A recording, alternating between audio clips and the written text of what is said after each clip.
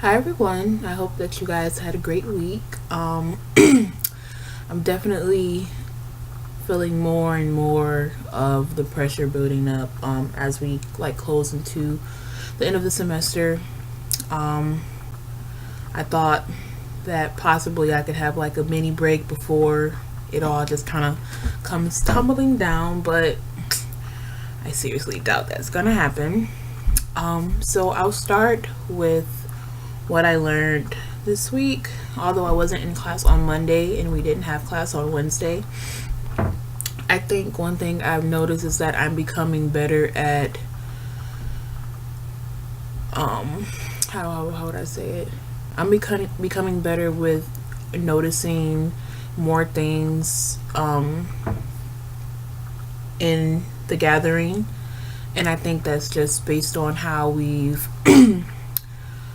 read the books we've read, and then how we have discussion questions. And I think everybody else's discussion questions kind of helped me realize things that I thought were just insignificant, but they weren't.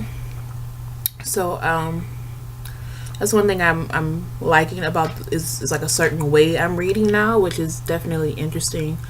Usually you read for enjoyment, but now I find myself reading to answer questions about why certain things are a certain way in the text, not just like the plot, but what the actual text is doing.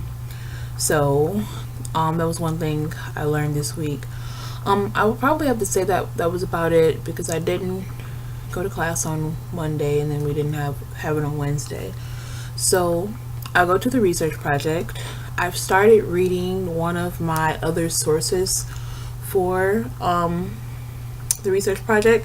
It's social issues in literature, and it's focusing specifically on Margaret Atwood's The Handmaid's Tale, the book that I one of the books that I'm reading for the research project, and it focuses on women's issues.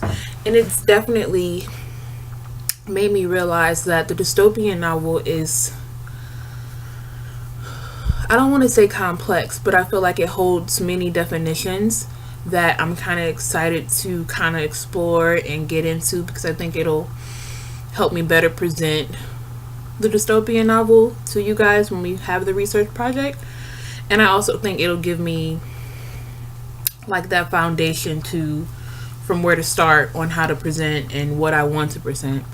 So for my research project, that's really all I've done this week. It's been a busy week for my other classes, so I've been trying to do little here and there, just so I can make sure that I'm still focusing on all of my projects that I have coming up.